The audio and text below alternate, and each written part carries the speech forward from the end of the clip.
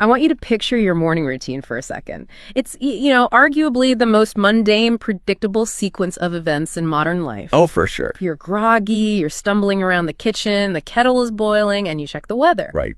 On your phone, on the TV, it's just there. It's just there. You're looking for that little sun icon or maybe a gray cloud with raindrops if you're unlucky. It's safe. It's polite. It is the background noise of civilized existence. It's the one thing we all implicitly trust. I mean, if the app says rain, you grab an umbrella. Exactly. You don't question the motives of the cumulus clouds. Exactly. But now I want you to just shatter that image completely.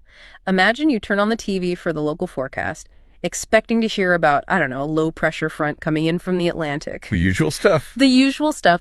But the weatherman isn't smiling. He isn't polite. He looks straight into the lens, completely deadpan, and tells you that the sky looks like, and I'm quoting the source material here, the inside of a wet ashtray. Wow. That's a visceral image to start the day with. It gets worse. He then tells you the reason it looks like a wet ashtray is because the government is mainlining aerosol lasagna into the atmosphere. Aerosol lasagna. Aerosol lasagna. And dusting you with nanotech fairy dust. That would definitely wake you up faster than the espresso. It certainly would. And that right there is exactly the world we are stepping into today. Yeah. We are doing a deep dive into the work of a man named Liam Stoneley. Now, looking at the stack of sources we have on the table, the memoirs, the video transcripts, the social media archives, it becomes clear very, very quickly that Stoneley isn't just some random content creator. No. This isn't just about making memes for clicks. No, and that's a really crucial distinction we need to make right at the top. Yeah. What we're looking at today is it's like a 20-year longitudinal case study in frustration. 20 years. Yeah. This is a man who believes with every fiber of his being that he has stumbled upon a terrifying truth about our atmosphere. But for 2 decades, he just hit a brick wall. He was the guy shouting on the street corner that nobody listened to. Exactly. He was the crazy uncle at the dinner table. And that frustration is really the engine of this entire story. Our mission in this deep dive is to trace that evolution. We're going to look at how he went from being a silent, terrified observer to a satirical firebrand. And we should be clear here. Yeah, let's be very clear up front. We aren't here to debunk the science of geoengineering. We are not here to tell you if chemtrails are real or if they're fake. That is a debate for the atmospheric physicists. Right. Our focus is the communication strategy. How did Stoneley take a topic that usually gets you labeled as a tinfoil hat conspiracy theorist and immediately dismissed? Instantly. And package it using high-tech AI, that very specific, dry British humor, and just biting satire? How do you use comedy to bypass people's cognitive defenses and make them listen to something they actively want to ignore? Well, we have some fascinating sources to pull from to answer that. We've got this personal transcript where Stoneley describes his awakening, going all the way back to post 9/11. The origin story. The origin story. And then we have the main event, a collection of his viral AI-generated weather reports featuring these characters, like Kent Trail, Craven Moorhead. Kent Trail. Okay. It's subtle. Extremely subtle, but also incredibly effective. But before we get to the satire and all the AI wizardry, we really have to understand the man. We have to. So let's rewind the clock. Let's go back about 10 years, segment 1, The Awakening. Because Stoneley wasn't always this radical skeptic, was he? Not at all. In fact, in his memoir transcript, he really emphasizes that. He says, I haven't always thought this way. He describes himself as pretty standard, He wasn't born suspicious. So what happened? There must have been a specific moment. There was a very specific catalyst. And this goes back about a decade. He describes the scene. He was just lying in bed, doing what we all do. Doom scrolling, just browsing the internet aimlessly late at night. And he stumbled across a documentary. And this wasn't a nature documentary about penguins, was it? Not even close. This was The Rise of the Police State by Alex Jones. Ah, yeah. Now, whatever your opinion of Alex Jones is today, and he is obviously a hugely polarizing figure, we have to look at the impact this specific piece of media had on Stoneley then. Right. This is about his experience of it. Precisely. And he describes that viewing experience as almost physiological. He didn't just watch it. He was consumed by it. He says he sat there for 2 or 3 hours, just eyes glued to the screen, watching until the sun came up. Until the birds started singing. Exactly. He mentions that specifically. The birds came singing. That image of the birds singing while your entire internal worldview is just collapsing, That's really powerful. It's that contrast between the peaceful, normal morning and the absolute chaos in your mind. Yeah. He says he was wide awake, and he's clearly not talking about insomnia. No, he's talking about something much bigger. He's talking about a paradigm shift. Yeah. A red pill moment, if you want to use that term. The documentary focused heavily on the attacks of September 11th. Right. And Stoneley says the film presented inconsistencies regarding the collapse of the Twin Towers that he had simply never been exposed to before. He felt like he'd been living in a bubble. Let's unpack those details because he is very specific in the source text about what it was that convinced him. He mentions thermite. He does. Now, for those listeners who aren't deep in this particular lore, thermite is a pyrotechnic composition, right? Metal powder, metal oxide. Right, and it burns incredibly hot enough to melt steel beams, and is often cited by people in the 9/11 Truth movement as the method for a controlled demolition. So Stoneley latched onto this idea. He did. He also focuses on the disposal of the steel from the site, arguing it was shipped away to China far too quickly to be properly analyzed by forensic engineers. But there was one detail that really seemed to hook him. The source text mentions a very specific claim about security contracts. Yes, the claim that George Bush's brother was running security for the World Trade Center complex, and that his contract just so happened to conveniently end on the morning of September 11th. Okay, now, whether that is factually accurate or not isn't the point for our analysis today. Not all. The point is that Stoneley believed it, he saw it in this documentary, and it landed as truth for him. And when Stoneley stacked these things up, the thermite, the physics of the collapse, the steel, the security contracts, he says the list just goes on and on and on. And this triggers something you call the cascade effect. Can you break that down for us? Yeah, the cascade effect. Yeah. It's when the collapse of one deeply held, trusted narrative causes the collapse of all trusted narratives. It's a house of cards. It's a perfect analogy. Yeah. It is a house of cards. And Stoneley admits this openly in the text. He says once he concluded that 9/11 was an inside job and mass murder, the seal was broken. If they could lie about that. If the government could lie about an event of that magnitude, Yeah. if they can murder thousands of their own citizens, what wouldn't they lie about? It's the pulling the thread on the sweater analogy. You pull one loose thread and the whole thing just unravels. The whole thing comes apart. And he mentions he immediately started looking into UFOs and other usual things, mostly because, as he says, the YouTube algorithm just kept feeding them to him. Which is a whole other deep dive how radicalization pathways work online. It is. But for Stoneley, it was this intellectual hunger. He calls it waking up to the Matrix world.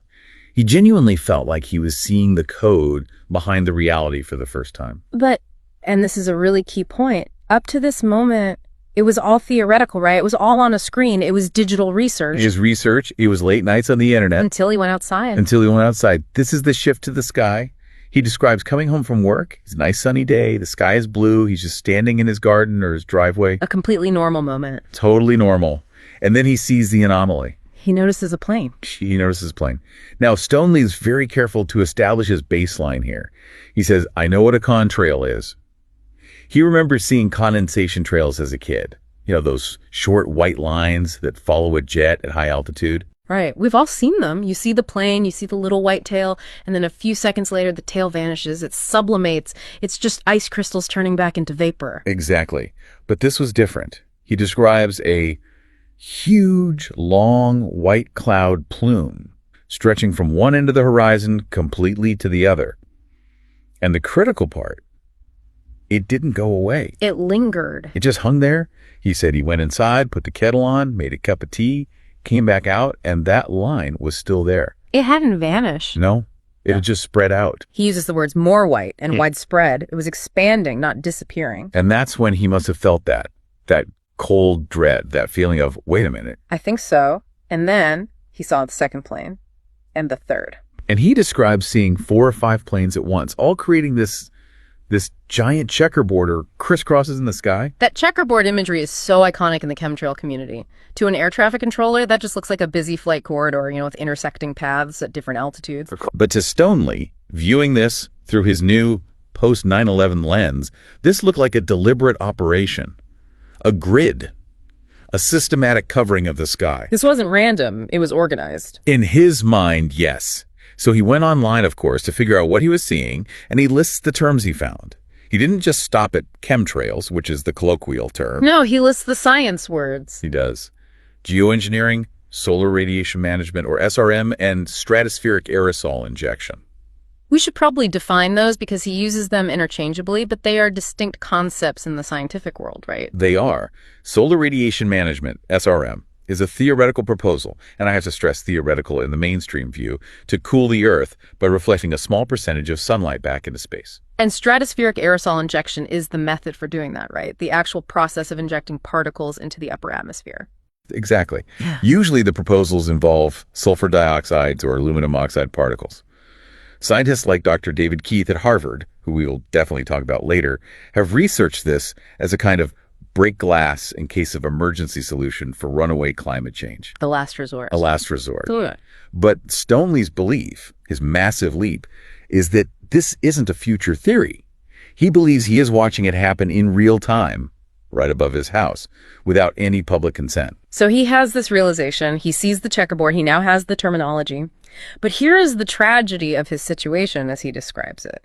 He then spends the next decade trying to warn people. And failing. Miserably. Yeah.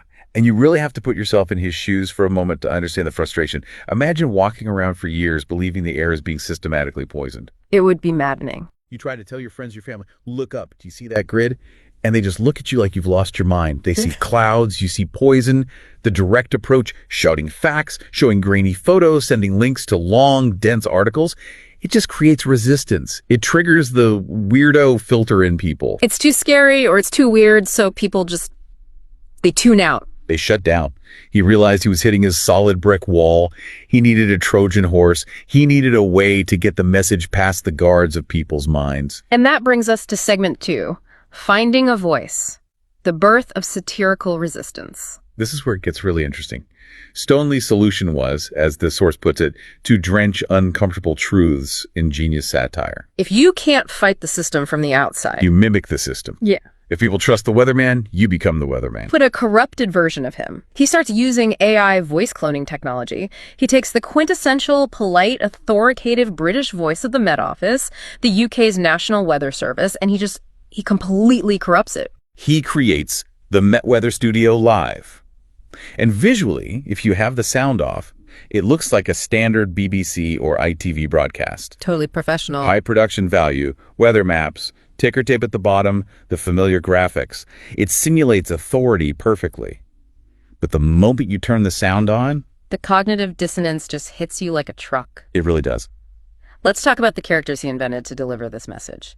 We have the anchors, Iva Littlecock, and Kent Trail. Kent Trail, again, he's not exactly hiding the ball with that one. No, it's a direct homophone for chemtrail. And they're described as highly trained pretend meteorologists. And their rival, who hosts another show from the Department of Denial, is a guy named Craven Moorhead.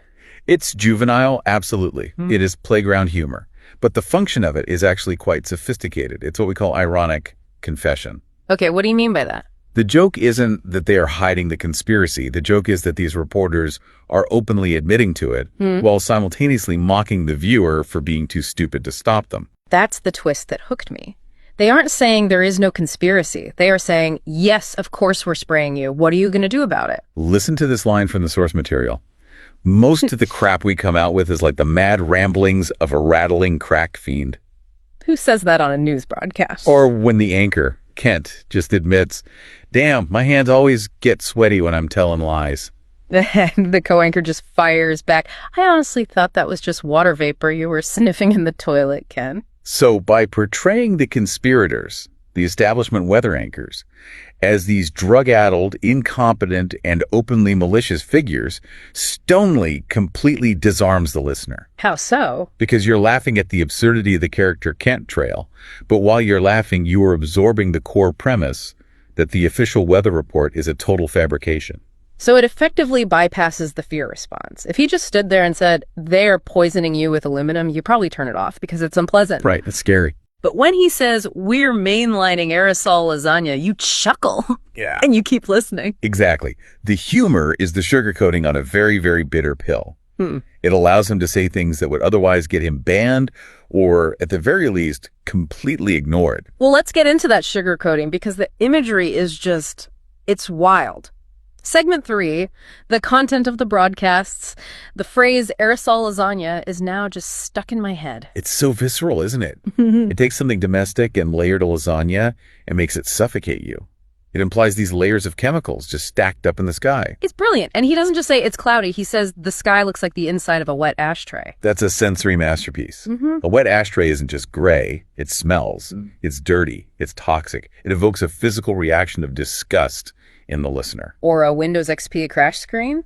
That's a fascinating metaphor because it implies the sky itself is a simulation that is glitching out. It goes right back to the Matrix worldview he mentioned in his Awakening. It does. It strips the natural world of its nature. Everything becomes artificial. The sky isn't a biosphere, it's a monitor, and the monitor is broken. And he even describes the sun not as the sun, but as an AI-generated sun, calling it a big white smudge. Denaturalizing the world one piece at a time. If the sun is AI-generated, then nothing is real. Nothing is real. But the highlight for me, I have to say, is the tour of the UK. He goes city by city, and the insults are just... they're poetic in their vulgarity. They are so specific to the British experience of miserable weather, which is dialed up to 11. So let's start with London. It's 23 degrees Celsius. He says, thick, sticky chemical air. You're not breathing oxygen. You're mainlining aerosol lasagna. Mainlining. He's using the language of addiction, a forced injection. Yeah. It's not passive breathing. It's an assault. You don't have a choice but take the drug. Then he goes to Manchester, raining like a scrapyard, having a piss. Which perfectly captures that industrial, metallic, dirty feel of the rain that he believes is falling. It's not fresh, clean rainwater. It's runoff from some giant rusted machine. And then Edinburgh. This one is my favorite. The clouds up there look like someone tried to bleach the sky and had a nervous breakdown halfway through. That is actually a very accurate description of what the sky can look like when these trails disperse and spread out. It's not a clean, uniform overcast. It's messy, it's streaky, it's chaotic. He's validating the visual experience of his audience. He's saying, I see the mess too. He's telling them they're not crazy for thinking the sky looks weird. Exactly. And then Belfast, the sky looks like it was farted out of Chernobyl's A. Wow. Just wow. Linking the weather directly to nuclear toxicity and disaster. It's pure hyperbole, but it serves the narrative perfectly. That the environment is radioactive or poisonous. And through all of this, he has this running gag about normalizing the weird weather. He's constantly mocking the official explanations we see in the real news. This is absolutely central to his argument of what he calls predictive programming. Stoneley believes the media's job is to prepare people to accept unnatural events as normal. So his satire just flips that on its head. It does. The reporters in his videos explicitly say things like, we've normalized gray sludge weather. They are bragging about how well they've brainwashed the public. And the cows joke. He blames the bad weather on cows. He calls them, and apologies for the language, but it's a direct quote from the source, a four-legged mooing M-steaks on legs that have been farting out clouds of gray CO2. And that's a direct attack on the mainstream climate change narrative. By framing the idea that methane from cows causes climate change as obscene and ridiculous, he's trying to discredit the scientific consensus. He's juxtaposing the ridiculous cow theory against his plausible chemtrail theory. He's asking the audience, what sounds crazier, cow farts changing the weather or a secret government program? For his target audience, the answer is obvious. And he keeps hammering this theme of tornadoes are the new normal. Like, don't worry about the tornado, it's just the new normal. It's gaslighting. He's portraying the news anchors as actively gaslighting the public. Sleep paralysis is another one he throws in there. Tornadoes are the new normal, as is sleep paralysis. And then he adds, being microwaved through the night will do that to you. Which brings us to the darker side of this comedy. Who exactly is doing the microwaving? This brings us to segment 4, the villains and the science. Right, because every good story needs a bad guy. And Stoneley names names. He really does not hold back. No, he targets the figures who are central to this whole globalist conspiracy lore. First up, Bill Gates. But he doesn't just call him Bill Gates. He calls him Bill Drop Dead Gates. Subtle as a sledgehammer. But it reflects the intense animosity that community feels toward him, largely due to his funding of geoengineering research. He even suggests listeners send questions directly to him. The character says something like, Dear Bill, I am writing to your evil lizard ass. And that lizard comment is significant. It connects back to the David Icke style of conspiracy theories, the idea of interdimensional reptilians controlling the world. Stoneley is signaling to his audience that he knows the deep lore. He's weaving all these different threads, aliens, the global elite, geoengineering into one single tapestry. It's all connected. Then there is Dr. David Keith. He seems to be a recurring figure in these broadcasts. We mentioned him earlier. Dr. David Keith is a real physicist at Harvard. He's a professor who has genuinely studied solar geoengineering as a potential tool. But in the conspiracy world, he is often cast as the architect of the spray program. And Stoneley's character calls him Dr. David Death Keith. Of course he does. And he says, it's starting to look like David Keith dropped acid and painted anxiety across the stratosphere. That is such a powerful line. Painted anxiety across the stratosphere. It is. It perfectly captures the psychological toll these theories take on the believer. Looking up doesn't bring peace or wonder anymore. It creates anxiety. The sky itself has become a source of stress. It's a canvas of fear. And the Met Office itself, the organization these characters supposedly work for, is portrayed as, well, basically a drug den. Yes. They are sniffing water vapor in the toilet. It portrays the entire establishment not just as evil, but as degenerate and chaotic. The Wild West, he calls it. It's a way to completely delegitimize their authority. So if the villains are Gates and Keith, and the institution is the Met Office, what about the weapon? Let's talk about the cocktail. What exactly does Stoneley claim is falling on our heads? He gets very specific with the chemicals. He lists the classics of the chemtrail theory. Aluminium and barium, those are the staples. But he updates it for the 2020s. He adds nanotech fairy dust and graphene. Nanotech fairy dust. That sounds both magical and absolutely terrifying at the same time. It does. Here. And it reflects a very modern fear of invisible technology, smart dust, things you can't see that are affecting your body.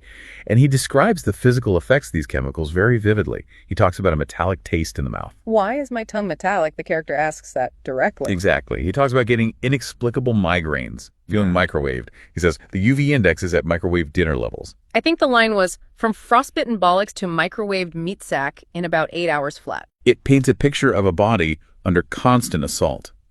And the why behind this assault is really interesting in his satire. It's not just about cooling the earth, is it? No. In fact, the character Kent Trail explicitly says, don't think this is all about cooling the earth. No, mate. This is climate manipulation 101. And then he lists the real goals. Burn your crops, flood your valleys. Microwave your pets. And call it progress. It suggests a deeply malevolent agenda to destroy food supplies, control the population.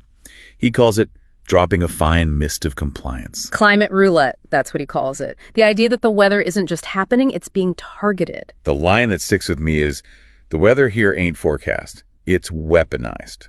That is a bleak worldview. To believe that the rain, the wind, the sun, these fundamental forces of nature are being used as weapons against you. It explains the anger behind the humor. Mm-hmm. If you truly believe that, you'd be furious too. The comedy is just the delivery system for that rage. But he doesn't just aim that anger at the elites. He turns the camera on the audience too.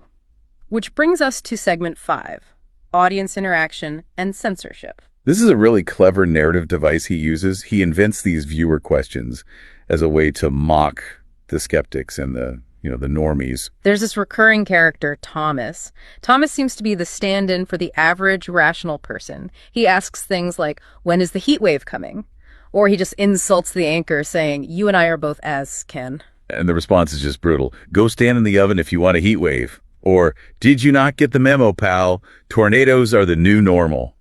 He effectively dismisses any demand for normal, pleasant weather as a form of ignorance. If you want a nice sunny day, you're a poor, deluded little moron. But my favorite interaction is the one about the haircut. The anchor, Kent Trail, has this ridiculous quiff. It looks exactly like Tintin. It's practically defying gravity. And a viewer writes in to ask, have you got a dog called Snowy? And just how did you make your hair look so much like Tintin?